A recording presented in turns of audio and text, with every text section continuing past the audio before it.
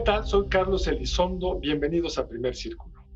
Muy buenas noches, soy Federico Reyes Heroles. Bienvenidos a Primer Círculo.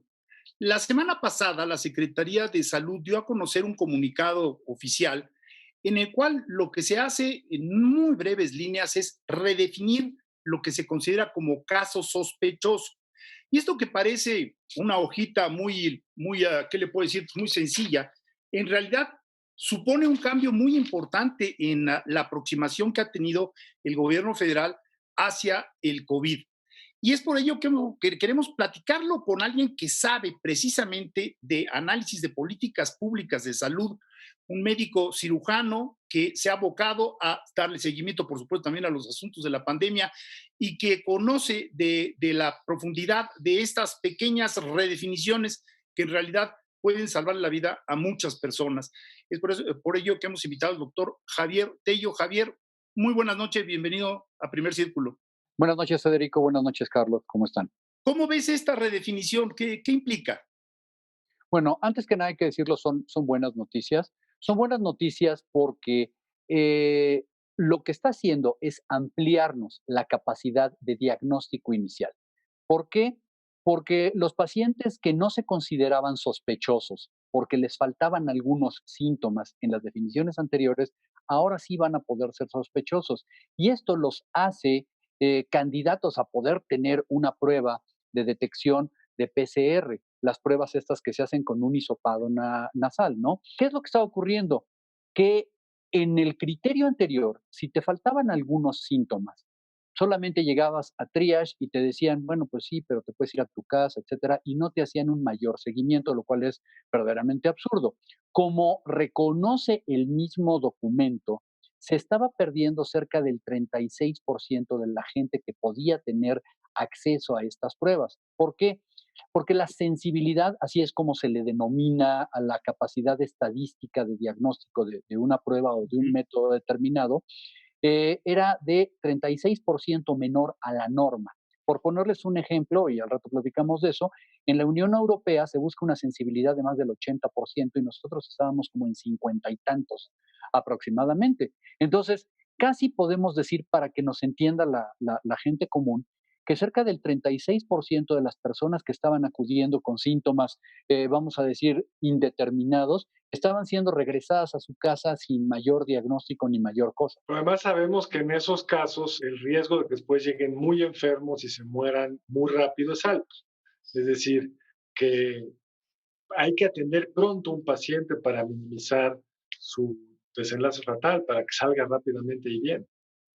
Esto es muy importante, Carlos, porque yo creo que lo que no hemos hecho bien en esta pandemia, bueno, varias cosas creo yo, pero una de las más importantes es que no hemos estado persiguiendo a quienes pueden ser pacientes y a quienes pueden ser los contactos de estos pacientes. Es decir, como que hemos estado tratando de no tratar a estos pacientes, ¿no? Sabes que tú no lo tienes, en vez de irnos hacia el otro extremo, el tratar de incluir la mayor cantidad de pacientes posible. ¿Por qué?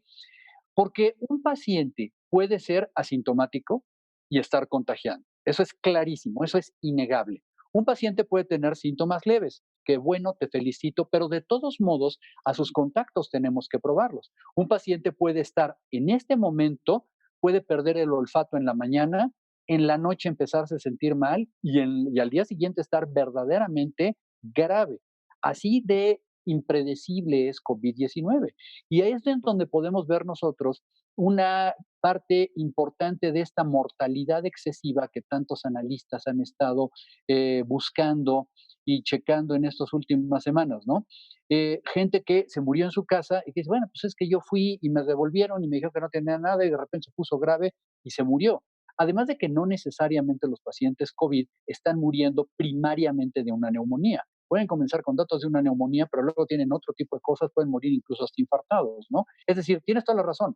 Estamos perdiendo pacientes que pueden complicarse en cualquier momento y de una manera muy rápida. Ahora, si entiendo bien, Javier, esto supone dos cuestiones. La primera es que el muestreo, sea como sea, se va a ampliar. Vamos a Claro. tener más registro de cómo va la pandemia. Y en segundo lugar, cambia algo de lo que ha escrito Carlos recientemente, que es esta obsesión por las camas vacías. Es decir, es útil no saturar, es muy importante no saturar el sistema, pero por el otro lado, si tienes candidatos a ser enfermos, pues más vale retenerlos, tratarlos a tiempo, como decía Carlos, y olvidarnos un poco de las camas vacías como objetivo, ¿no? Yo creo que lo que ha sucedido es una mala concepción, y una mala concepción, hay que decirlo, desde parte del subsecretario hacia abajo, sobre a dónde va con las metas. Perdón, para mí, y no me voy a cansar de repetirlo, el primer objetivo de contener o de controlar una pandemia es salvar vidas. Y si Claro. lo que no estamos haciendo es salvar vidas, si tenemos ya más de 64,000 muertos oficiales, porque aparentemente tenemos 2,8 o 3 o el número que le pongan más que esos muertos, si no nos concretamos, si no nos enfocamos a ir a salvar vidas, ¿de qué me sirve tener camas vacías, ventiladores disponibles, etcétera, ¿no?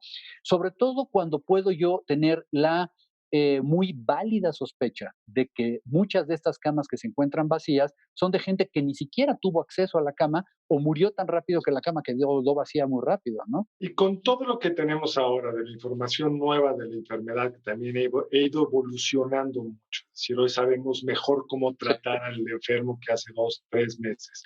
Con lo que parece que está ya en desarrollo de enfermedades, de vacunas. Sé que es una pregunta muy difícil, pero tengo estudiantes que llevan 5 meses encerrados. ¿Qué les podemos decir de su futuro como cuándo podrán salir, cuándo habrán las condiciones para hacerlo? Esas sí no son buenas noticias y tenemos, creo que, entenderlo.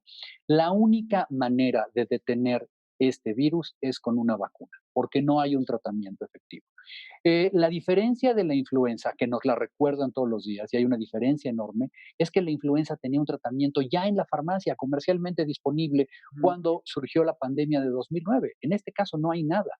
Lo único que va a detener realmente el virus va a ser una vacuna. Si ustedes se fijan en los países europeos que se contuvo o en algunos países asiáticos realmente hicieron un excelente trabajo de contención, ahora que han abierto están empezando a repuntar, lo cual no es una sorpresa, es la historia normal de todas las pandemias.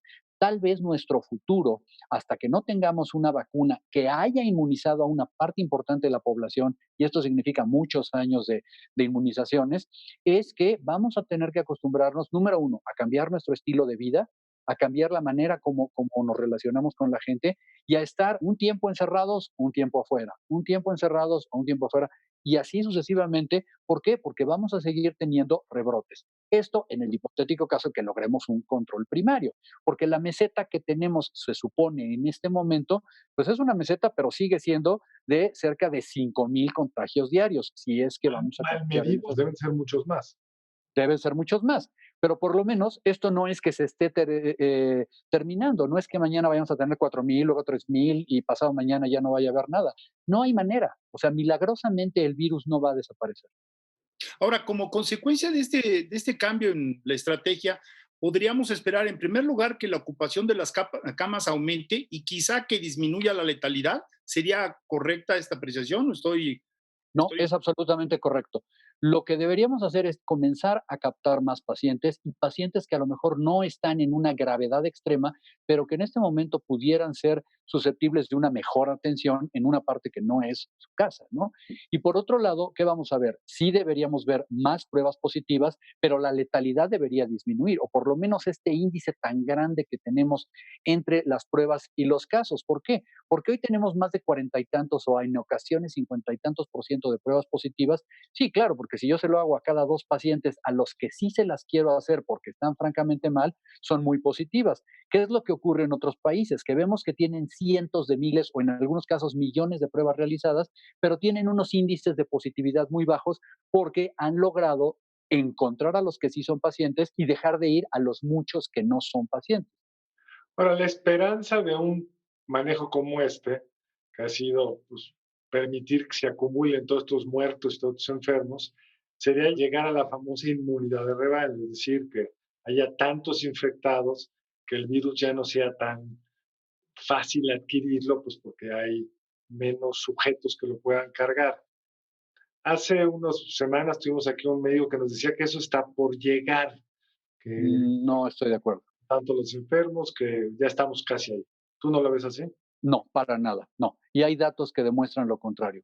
Nos han dicho hasta el aburrimiento que no queremos ver las historias tétricas de Italia y de España y de no sé qué. Bueno, esos países, el peor lugar en el peor momento de Nueva York, no logran tener un porcentaje de inmunidad arriba del 16 al 20%.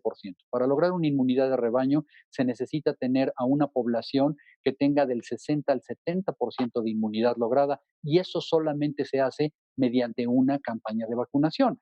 Tomen, por ejemplo, la polio. La polio tiene cerca de 7 décadas en la que hemos estado luchando contra ella y apenas en este momento estamos empezando a ver los últimos casos en algunos lugares perdidos de Pakistán. Creo que la semana pasada se declararon todos los países de África libres de polio, con 70 años de vacunación ininterrumpida.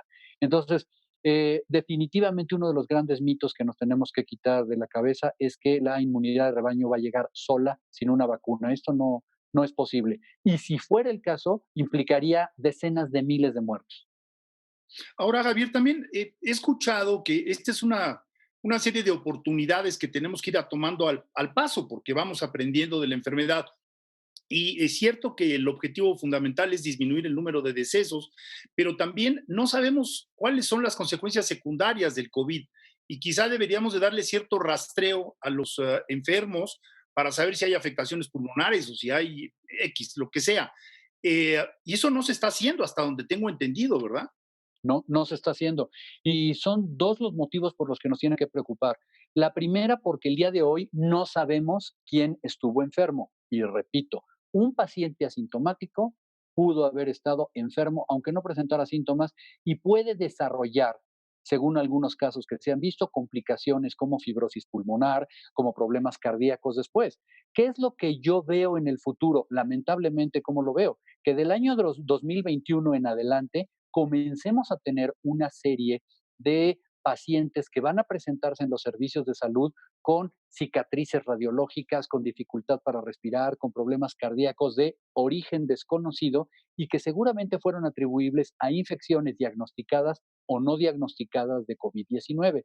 Un ejemplo rápido que me gusta poner a mí, ¿recuerdan ustedes?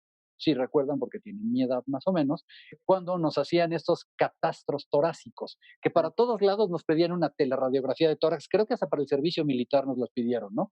Y normalmente lo que ocurría es que ponían tu radiografía y el médico veía que tenías una lesión de tuberculosis antigua y tú no te acordabas jamás que hubieras tenido tuberculosis, ¿no? Me da la impresión de que vamos a regresar casi a la misma cosa. Oiga, ¿por qué tiene dificultad para respirar? ¿Por qué le cuesta trabajo? ¿Por qué tiene esta fibrosis? Ah, pues es que seguramente le saco anticuerpos, hablo del 2023, por ejemplo, y resulta que usted ya es inmune a COVID, tuvo COVID y no se enteró y ahora tiene las consecuencias, ¿no? ¿La inmunidad de quien tuvo el COVID es duradera? Sí, pero no se sabe cuánto. Y no se sabe cuánto, perdón por la simpleza de la respuesta, porque apenas tenemos 6 meses en esto, ¿no? Es decir, cada día es un día más que se va ganando en inmunidad, pero hasta cuánto vaya a durar no lo sabemos. Podemos suponer. Hasta 6 meses. Ah, exactamente, hasta lo que va el día de hoy. Sí. Oye, Javier, muchísimas gracias por acompañarnos. Muchas gracias a ustedes, me dio mucho gusto. Les agradezco la invitación. Javier, mil gracias y a usted lo esperamos aquí en la próxima emisión de Primer Círculo. Buenas noches. Muy buenas noches, los esperamos el siguiente lunes aquí en Primer Círculo.